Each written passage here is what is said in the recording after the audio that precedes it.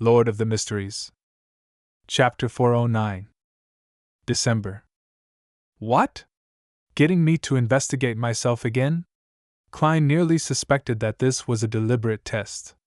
An organization that uses tarot cards to represent itself really is interesting, and I think so, but I don't want to sell myself out. Right, Capham's matter is clearly not that simple. He had a total of 4 Beyonders protecting him, so there must be a powerful faction behind him. What's the difference between investigating this case and being involved in high society strife? Well, this isn't something Sherlock Moriarty should know. Klein revealed a thoughtful expression, and while weighing his options, he said, "It's not easy to find a mysterious organization. Besides, it's very dangerous." Talon seemed to have expected his answer and chuckled. "Sherlock, there's no need for you to take risks. The important figure's intention is for you to pay more attention and to gather the relevant information or rumors. Here's £5 in cash, money for your activities. Even if you don't receive any valuable information, the money is yours. And once you gather any useful clues, he'll pay you per lead and reimburse you for your expenses throughout the process." Such good conditions? That important figure has put a lot of his attention on this matter. Does he have connections with the forces behind Capham, or does he wish to find the mysterious organization that uses tarot cards as a code name to help him? Reimburse. It's been a long time since I've heard someone promise me something like this. Since he's already gone so far by promising me such perks, it would appear very suspicious if a private detective were to refuse the commission. Furthermore, the matter of investigating myself should clearly be left to me. Klein hesitated for a few seconds and said, "All right. I'll do my best."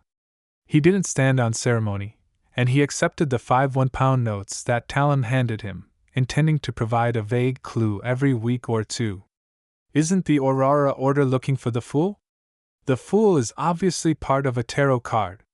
I hope that important figure will pursue this path all the way and get rid of Mr.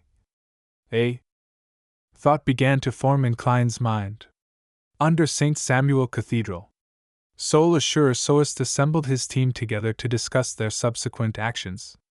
He looked at the black-haired, green-eyed Leonard Mitchell and asked, half asking and half evaluating, "If I were to relegate this matter to you, how do you plan on investigating the 2 cases related to the tarot ritual?" Leonard lifted his hand to comb his hair, smiled, and said, "First, I would go according to my train of thought from before. I would do a reverse search for the people or organizations seeking the Fool's believers. They might know something. Second, I would reinvestigate the first 2 cases and place all the people involved in a name list, regardless of if they were suspects or not. Then I'll use the powers of a nightmare to inquire and eliminate them one by one. The devil might be in the details, hidden in the person who's most improbable." Soist let out a chuckle. "I've read through the dossiers. These 2 cases involve a lot of people, each living in different places. Wanting to re-examine them is quite difficult, and some of them are already Beyonders who are secretly active beneath the surface. They know how to hide themselves very well, and we have no way of knowing where they are. If we were to perform an investigation according to your idea, then what we need wouldn't be a small team. The Church would have to inject at least 5 more Sequence 7 or above Nighthawks and the corresponding support personnel. The case we are in charge of is focused on the devil summoning case." Another red glove reminded Leonard. Leonard didn't seem angry as he let out a soft laugh. "I know. I'm only providing my point of view. As for whether or not it is used, or the extent to which it will be used, will be decided by Captain Soist." He paused for a moment and revealed a puzzled expression. "I don't understand why the 2 cases related to the tarot rituals didn't have a high priority. The former involved an evil god's attempted descent, countless times more serious than a mere devil summoning." Soist picked up his coffee and took a sip before leisurely answering. "The Nighthawks have limited manpower. All cases require a certain priority level. Up to now, the secret organization represented by tarot cards hasn't expressed any obvious malice towards us. Their actions, to a certain extent, have helped us. For example, they foiled the descent of the true creator, as well as letting us know that the human trafficker, Captain isn't a simple person. There must be some big secret underlying the matter. After saying that, he smiled and said, "Perhaps they can help us discover even more unsavory matters. Of course, the necessary investigations must be carried out.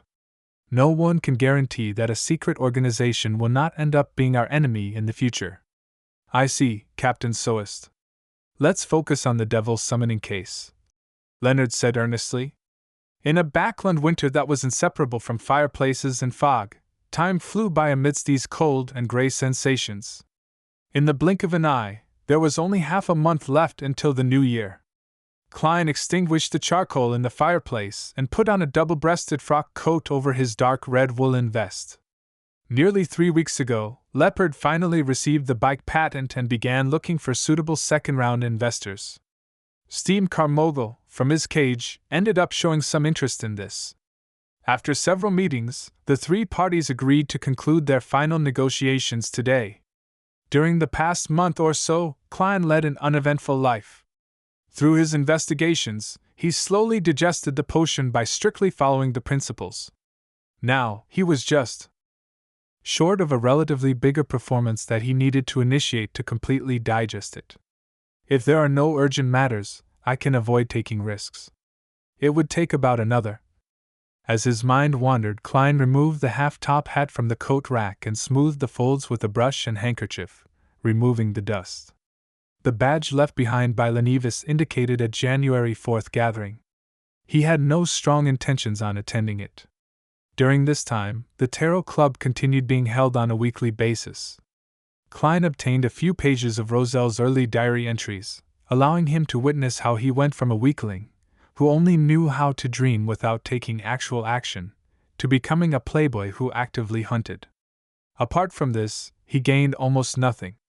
Although the werewolf Beyonder characteristic was handed over to the hangman for sale via the world, a sale involving more than £1,000 was obviously not easy to close. The werewolf's unique trait of being cursed also caused many interested parties to shrink back from it.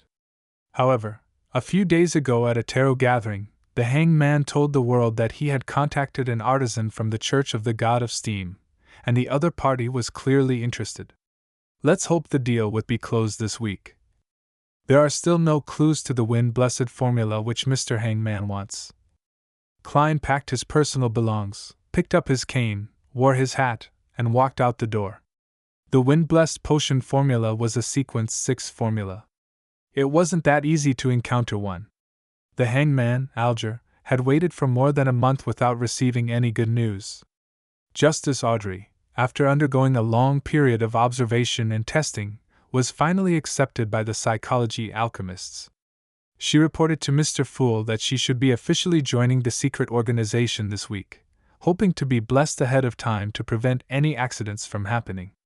For this, she was prepared to plunder at least 10 pages of Roselle's diary entries from the psychology alchemists from Mr. Fool without any compensation. As for the dragon specimen in Duke Negan's treasury, she had already confirmed that it was a 1,000-faced hunter. However, it was purely a sample that was without the corresponding Beyonder characteristic, or flowing blood. The £2,000 she owed Mr. Fool's blessed wouldn't be repaid until February or March of next year. This was because, although she would officially come of age at the New Year's ball and be able to take charge of a portion of her fortune, she would still be under the supervision of her parents, and wouldn't be able to sell them at will. Furthermore, she was still short of Viscount Glance's final payment, so she needed ample time to raise the money in secret. The magician Furs, with the help of the hangman, finally obtained the blood of a deep-sea marlin. She paid him £320 for it, which reduced her savings to £120. In order to make up for her loss and for the stomach pouch of a spirit-eater, she began to furiously rush to write her new book, which quickly took shape. It told a story about adventure, love, traveling, storms, pirates, and many other elements fused into a whole. Her and Dorian Gray's correspondence never stopped, and the other party had recently announced that they would be coming to Backland to pay their respects to Eliza, Lobero, and Lawrence.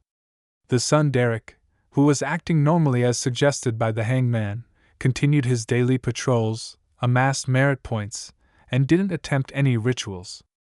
At every tarot gathering, he would skillfully pretend to be asleep, and he didn't reveal any problems for the time being. Usually, he would occasionally take a nap to prevent any irregularities from being detected which would put him under suspicion. According to him, Shepherd Elder Lovia didn't leave the bottom of the spire 7 days later and was still locked in there for unknown reasons. With the Aurora Order's Mr. A searching for the followers and blessed of the Fool, they failed to receive any valuable clues with Klein's deliberate attempt to keep a low profile. And the Beyonders, who knew the honorific name of the Fool, all understood that they should never chant such words carelessly. Unless they were in dire straits, and they definitely didn't have the courage to pray to an existence that was suspected of being an evil god. Emlyn mentioned the last time that he had some clues for the corresponding ingredients, and that he might be able to confirm it soon, but the problem is that I'm lacking the money now. With a silent grunt, Klein took his cane and walked to Lawyer Jurgen's door. When the doorbell rang, he took the initiative and instinctively took 2 steps back. Not long after, the door opened and old Mrs. Doris cheerfully opened her arms to give Klein a warm hug. "Oh, the doctor you introduced last time was wonderful. My body hasn't been this healthy for almost 10 years.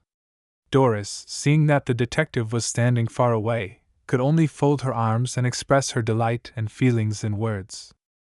Klein said in an amused and exasperated tone, "Mrs. Doris, you've already told me this for the 9th time." He saw Brody, the black cat, sitting on top of the coat rack. Although it looked precarious, he was able to maintain his balance. "I can do that as well." Klein made a self-evaluation. "Is that so?" Old Mrs. Doris asked, perplexed. She immediately tossed the question to the back of her mind and said with a smile, "Are you here for Jurgen?" Klein immediately revealed a smile. "Yes." Matters involving negotiations needed the help of a professional lawyer.